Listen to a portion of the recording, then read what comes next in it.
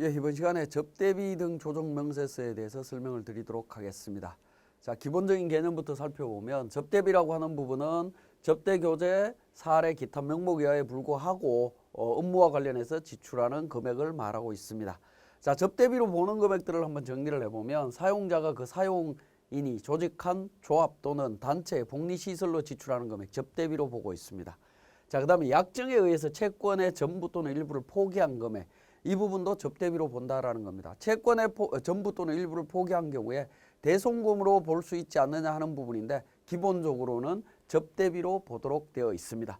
자, 대손금으로 보기 위해서는 우리 대손충당금 조정명세서에 설명드리겠지만 대손 요건을 충족해야만이 대손으로 처리를 할 수 있습니다. 그렇지 않는 경우에는 접대비로 본다라는 거 기억해 주시고요.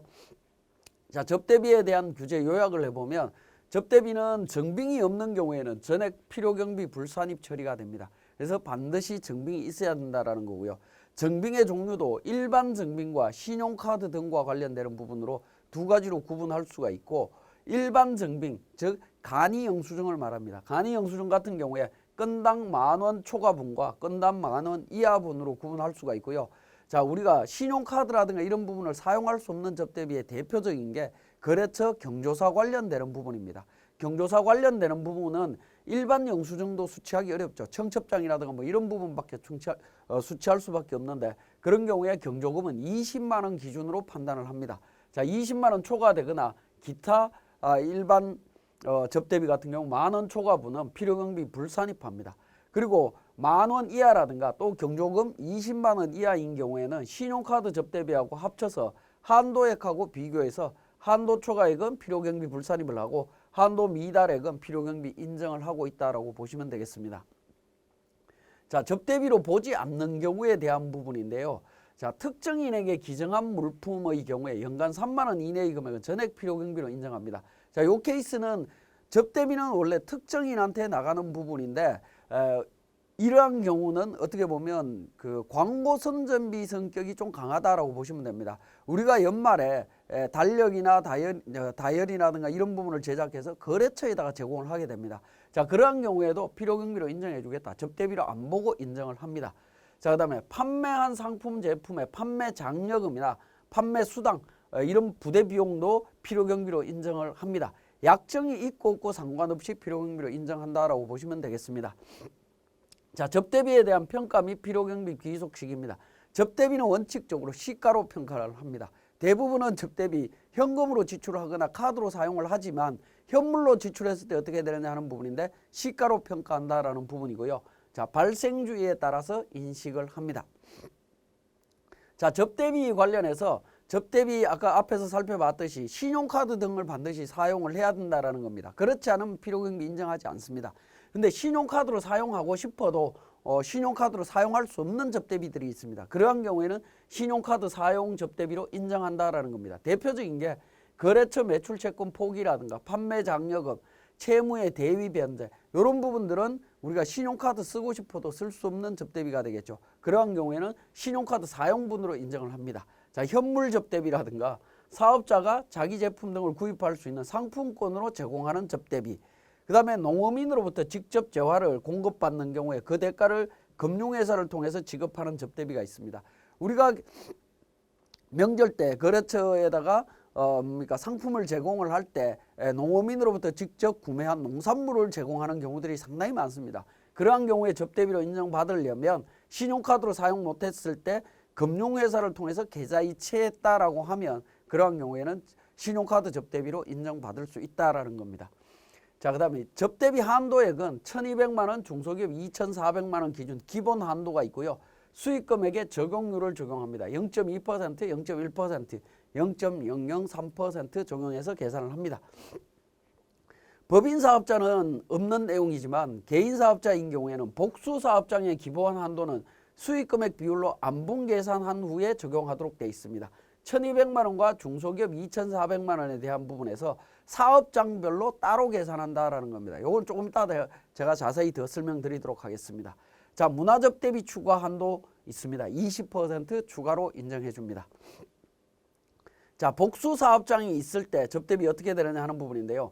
자, 그러니까 홍길동이라는 거주자가 사업장이 A 사업장, B 사업장, C 사업장이 있다라는 겁니다. 자, 우리 사업장 소득 금액을 계산할 때 기장에 의해서 신고하는 경우가 있고 추계로 신고하는 방법이 있습니다. 추계는 뒤쪽에서 또 자세하게 설명이 되겠습니다만 어쨌든 기장에 의한 부분과 추계로 하는 경우가 있을 때 추계 사업장은 기본적으로 수익 금액이 없는 걸로 합니다. 접대비가 아예 없다라고 보시면 되겠습니다.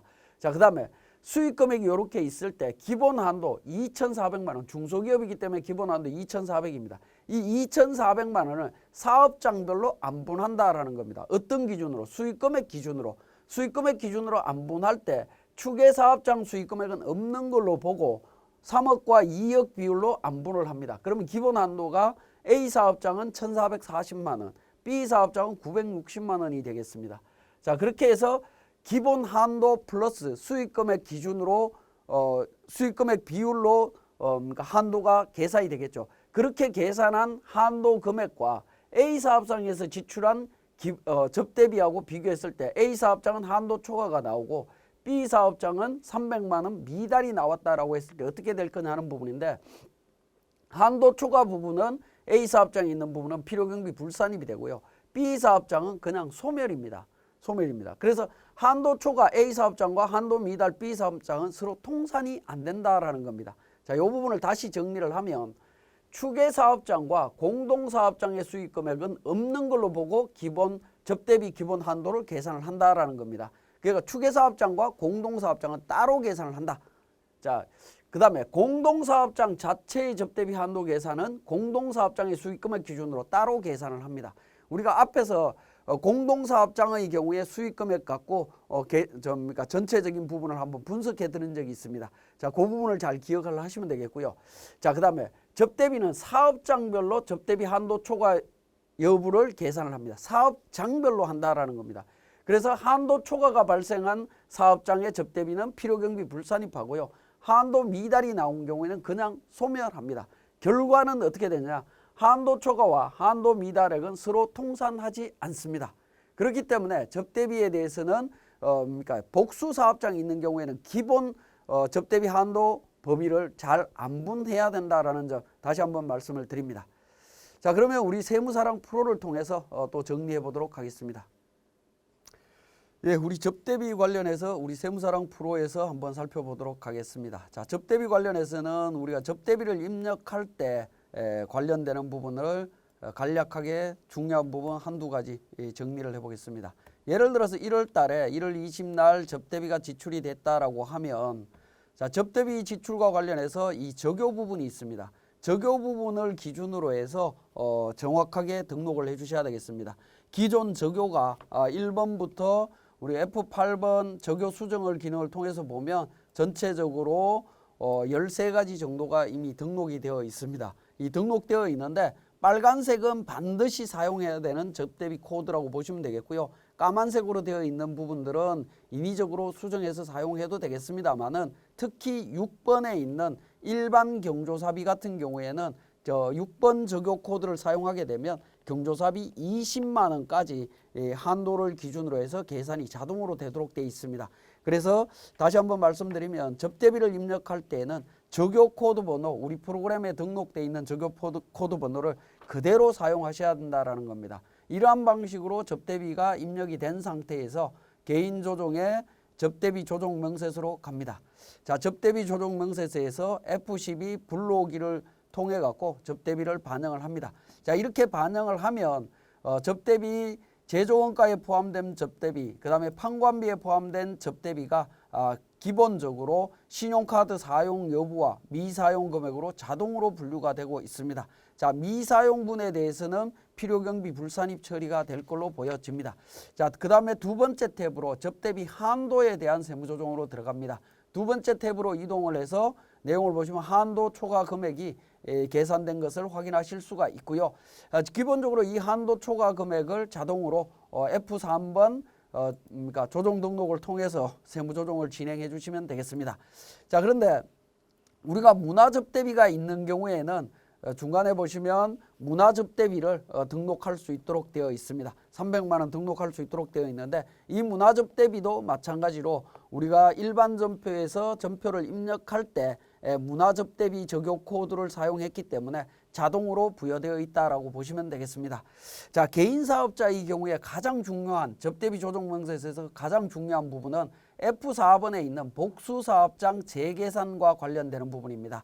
자, 이 부분을 클릭해 보시면 2개 이상의 사업장이 있는 경우에, 즉 추계결정 사업장과 공동사업장은 제외하고 2개 이상이 있다라고 하면 접대비 기본 한도 1200과 2400은 사업장별로 안분하도록 되어 있습니다. 그래서 타 사업장의 수익금액, 우리 자료에서 세무사랑 프로 운영 방법에 5번 자료에 보시면 타 사업장 3억 5천이 있다라는 겁니다. 그래서 3억 5천을 등록을 하게 됩니다. 등록을 하게 되면 접대비 한도가 자동으로 부여되어 있고요. 안분 계산이 이루어져 있습니다.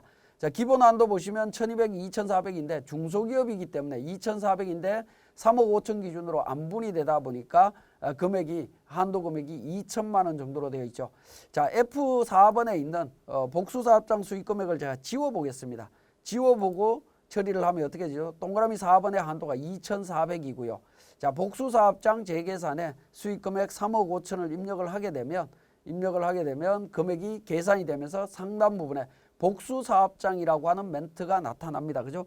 그래서 복수사업장 정리를 해주시면 되겠고, 자, 기준 수익금액 내역에 우리 혹시나 특수관계자 간의 매출액이 있다라고 하면, 수익금액이 있다라고 하면 그 부분도 반영을 해주시면 되겠습니다. 우리 자료에 5억 원이 있다라고 나와 있습니다. 그래서 특수관계자 수익금액 5억 원 등록을 해주게 되면 특수관계자에 대한 수익금액 한도 적용률이 달라지죠. 20%로 달라지는 부분들이 있습니다. 자, 그렇게 해서 한도 초과이익이 계산이 되면 F3번 조정 등록을 통해서 세무 조정을 해주시면 되겠습니다.